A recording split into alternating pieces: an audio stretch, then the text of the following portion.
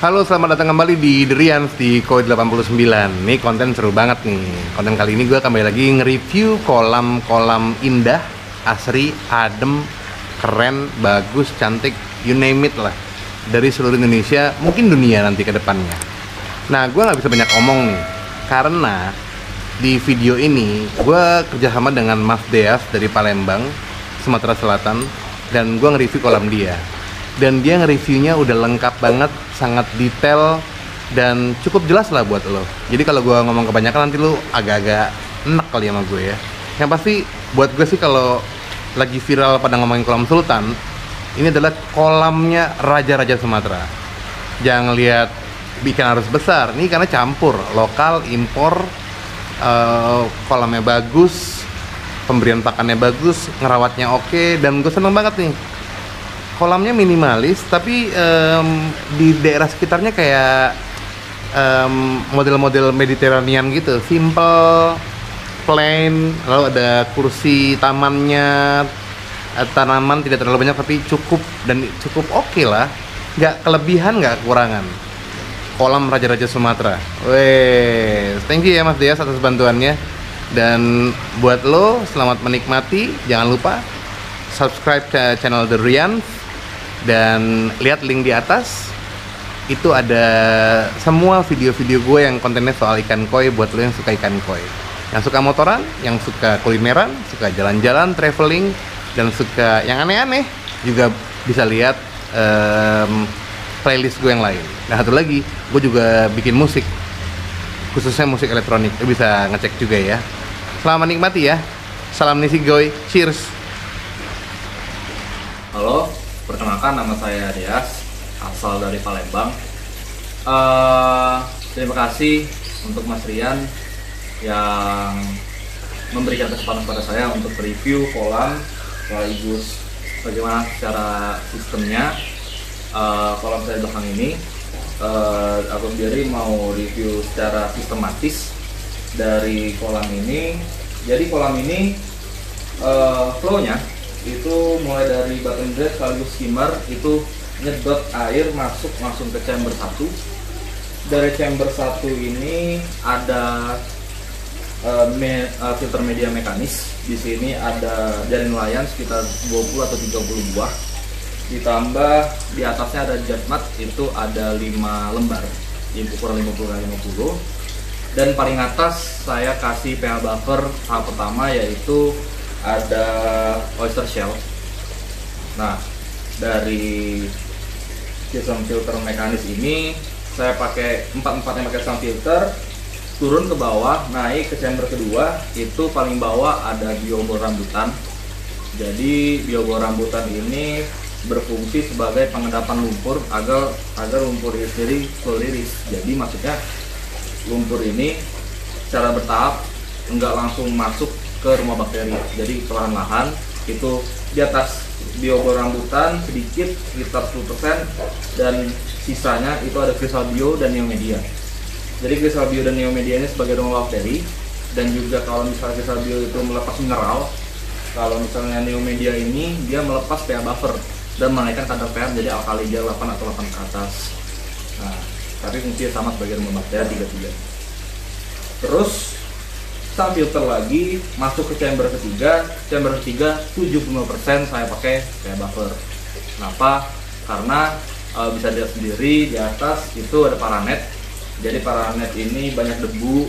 Terus di sini juga intensitas hujannya tinggi untuk daerah Palembang. Kalau misalnya nggak ada PA buffer, ya palingan PH-nya bisa 6, bisa 5, bahkan bisa jelek banget lah kalau misalnya gitu. Jadi saya pakai PA buffer 75% untuk oyster shell. Terus di atas oyster shell itu saya pakai tetap Crystal Bio lagi untuk melepas mineral. Dari Crystal Bio ini saya di atas lagi itu kasih lava rock. Lava rock sebagai mengikat bakteri jahat sekaligus parasit yang bersifat vulkanis. Dan di atas lava rock itu saya kasih oyster shell lagi, sekaligus ada karbon aktif boyu untuk membunuh racun. Biasanya itu dari karena saya ini rumahan yang dekat pabrik, jadi pasti banyak racun yang saring dari udara itu sendiri. Jadi itu yang ketiga, setelah filter langsung turun ke bawah, dan terakhir itu ada pompa saya pakai Boyu SPF 1000N, jadi 10.000 liter per jam. Di chamber pompa saya juga pakai UV Matala 40 watt. Nah, dari chamber terakhir di pompa langsung ke waterfall. Dari waterfall ini saya nggak kosongan, saya isi chambernya ini sendiri ada satu, itu Japmat sekaligus Ocean Free Pure Cartridge. Jadi di sini dia sebagai gerbang terakhir untuk membunuh bakteri, membunuh parasit yang berterbangan di air. Jadi ini gerbang terakhir ya, supaya air itu sendiri nggak kotor, ibaratnya kayak gitu. Jadi air sehat juga keluar dari situ. Ketika ditanya di sini pakai aerator apa, saya pakai Resun LP60. Resun LP60 ini punya output dua pipa, satunya itu langsung ke tengah kolam untuk mengadukan kotoran, sekaligus juga injeksi oksigen, dan satu lagi saya pakai di chamber biologis, yaitu untuk mendukung bakteri-bakteri pengurai untuk mengurai kotoran yang dari biasanya bangkai lumut, terus kotoran ikan, bahkan debu-debu yang biasanya kolam-kolam outdoor ketinggalan. Untuk maintenance dari kolamnya sendiri, saya biasanya sekitar 2 bulan sekali itu backwash. Bisa 3 bulan kalau saya lagi males, kalau misalnya saya lagi rajin bisa sebulan sekali. Tapi untuk maintenance lainnya, saya biasanya seminggu sekali garam, saya tebar garam ikan. Nggak terlalu banyak, cuma untuk mencuci insang. Terus saya pakai JPD Mood Booster, itu untuk menaikkan kadar mineral bisa menjadi 150, 170 ppm, itu kadar normal dari koinnya. Dan biasanya saya taruh di chamber 2 itu untuk bakteri starter, satu sendok teh untuk 1 ton dalam kolam. Tiap kolam itu memiliki penampungan populasi yang berbeda-beda. Contohnya kalau misalnya saya kolam kisaran ditambah chamber filter itu sekitar 11 atau 12 ton, ya berarti bisa menampung palingan kalau misalnya 11 ya 10. Karena prinsipnya gua juga butuh ruang untuk bergerak dan tumbuh. Apalagi kalau misalnya kita pengen adalah ya palingan koi-koi dengan tumbuh badan-badannya gede, skin yang bagus, dan juga warna-warna yang cerah. Ya palingan itu sih kebutuhan untuk populasi. Kontrol populasi itu paling penting. Ya kalau saya sendiri di sini karena rata-rata koi di sini itu sekitar 40, karena yang paling besar di sini ada 65 BU dan yang paling kecil di sini ada 20 BU. Jadi rata-rata kisaran 40. Untuk kolam saya masih aman, tapi nanti untuk kedepannya itu kemungkinan besar entah ikan itu dipindah, yang jelas ya palingan mentok di angka 11 ekor sih kalau misalnya untuk yang nanti disiapkan 70 atau 75 atau 80 BU. Itu sih. Konsep kolamnya sendiri sebenarnya minimalis, karena kolamnya sendiri tingkat 3 nggak terlalu besar. Sini ada tanaman, terus saya pakai auto feeder 2, yang satunya baterai, yang satunya lagi color listrik. Yang biasanya satu ini saya pakai yang hitam, itu saya pakai pakan color, ini pakan hydro. Saya sekalian bahas juga kalau untuk pakan, saya biasanya karena lagi proses pertumbuhan, saya terus pakan itu sehari 6 kali. Di jam 6 pagi, di jam 9 pagi, jam 12 siang, jam 3 sore, dan jam 6 sore. Sekaligus malamnya saya kasih jam 8 itu untuk pakan kalor. Tadi udah masalah faktor internal, faktor eksternal. Saya sendiri mau ngebahas tentang penghuni kolam. Jadi penghuni kolam saya rata-rata 85 itu impor dan beli dari pengepul. Tapi ada juga beberapa koi di sini lokal. Saya contohnya kumpai, cargo saya masih pakai lokal, ciro saya lokal. Ya semua koi bagus. Saran saya semua koi bagus.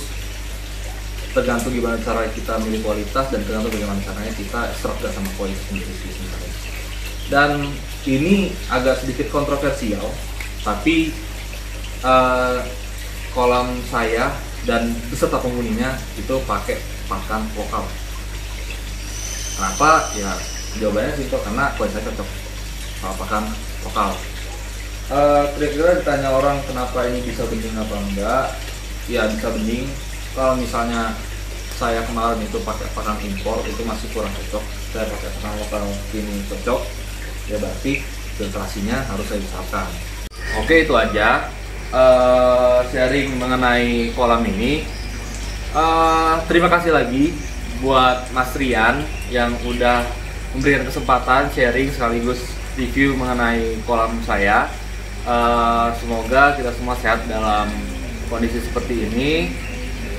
Dan terakhir, salam Misikos.